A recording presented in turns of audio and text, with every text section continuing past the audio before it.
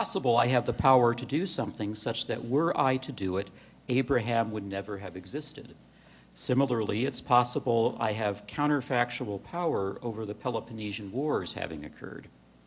Such examples do, I think, point to a serious limitation with AN5. Hardly anything ends up being accidentally necessary. But it's less clear that they point to a problem with AN8. Consider Plantinga's language when introducing the Abraham and Peloponnesian War examples. It is possible, though no doubt unlikely, that there is something you can do such that if you were to do it, then Abraham would never have existed.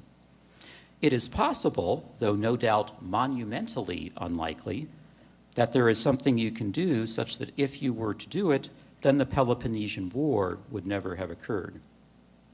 If Plantinga's claims about the evident unlikelihood of our having counterfactual power over Abraham's existing or the Peloponnesian Wars having occurred are correct, and why think they're not, then we do have reason to think that those propositions about Abraham and the Peloponnesian War are accidentally necessary according to AN8. Of course, if I had good reason to believe that there really is something I could do, such that were I to do it, Abraham never would have existed, then I shouldn't think of the proposition Abraham existed as accidentally necessary in the sense offered by AN8. But isn't that as it should be? If I really do have counterfactual power over Abraham's existing, then his existing just isn't now true no matter what. And so the claim that Abraham existed shouldn't count as accidentally necessary in this sense. So AN8 doesn't seem suspect for the reason Plantinga suggests.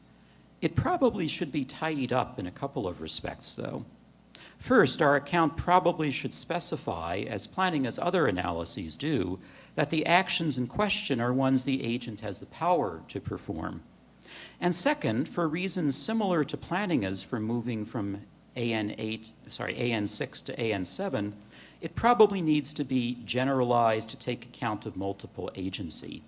Making such amendments to AN8 would produce AN9. X is accidentally necessary at T if and only if X is true at T, and there are no agents S1 through Sn and actions A1 through AN such that one, S sub I has the power T or later to perform A sub I, and two, if every Si were to perform AI at T or later, then X would have been false. An account such as AN9 has several strengths. First, AN9 makes AN demonstrably closed under entailment, which many see as a desideratum of a plausible account of AN.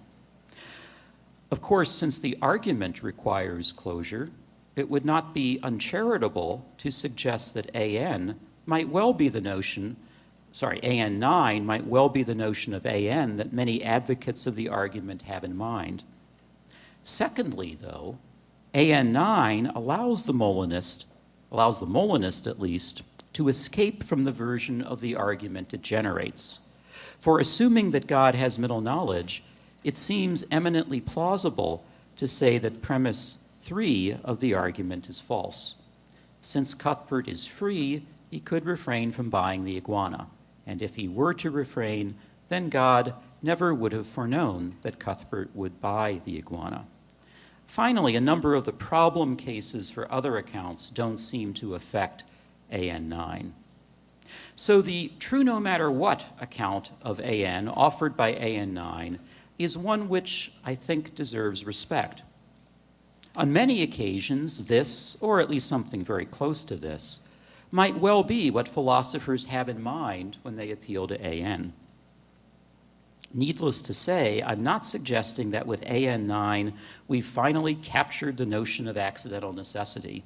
As you've heard me say more than once, I don't think there is any such thing as the notion of accidental necessity. What AN9 gives us, rather, is a helpful analysis of one of the properties in the AN family, a property to which, in certain contexts, it might well prove enlightening to appeal. To conclude, Molinists have an interest in arguments for theological incompatibilism, not because they see any particular use for divine foreknowledge, but because the absence of foreknowledge would entail the absence of middle knowledge.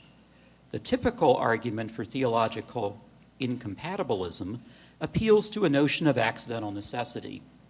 But since there are actually many different, though related, properties in the accidental necessity family, there are actually many different versions of the argument that can be offered, depending upon which notion of accidental necessity is being employed.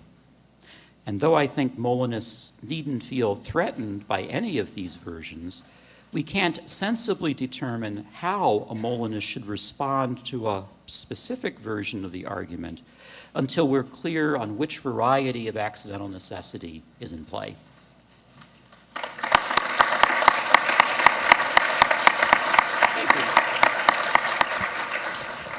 All right, and now for a response, we'll hear from Thomas Crisp. Before I begin, I want to reflect back to Trenton's remarks at the start of his talk, in which he joked about having received love letters from Al. And, oh, okay.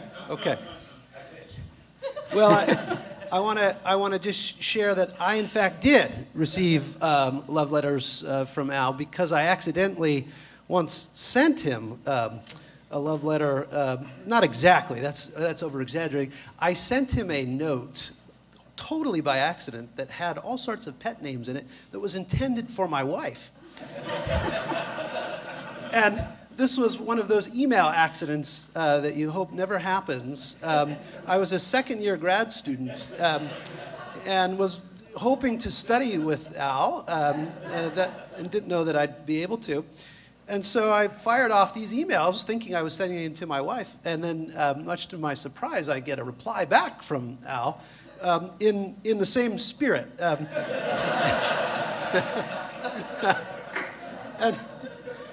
And so my wife was kind enough to pull these out of our file. We had kept them because we thought it was so funny. And so let me just read you how this went. So I have to let you in on some sort of personal matters. These are the pet names I had for my wife at the time, apparently. So I said to her, "Hi, CG," which was short for cute girl. "Took a study break. How's the day coming along?" To which Al replies, "Tom, who is this cat CG? And how is your day coming along?"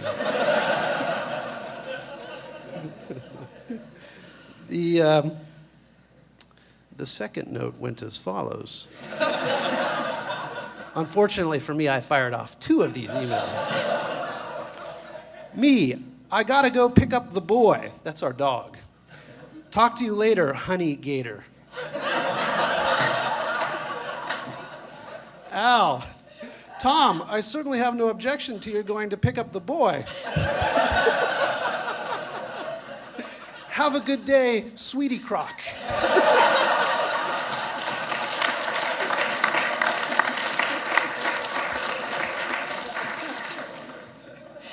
So, let this be a lesson to all about checking the to line of your emails.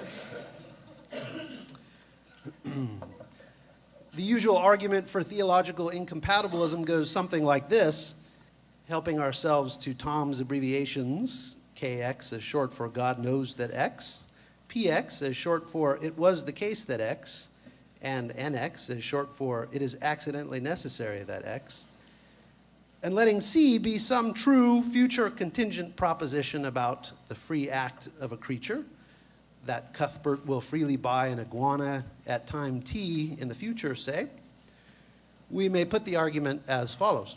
1, and I hope you have a copy of my comments, or this will be not as easy to follow. 1, PKC. 2, it's necessary that if PKC, then C. 3, NPKC.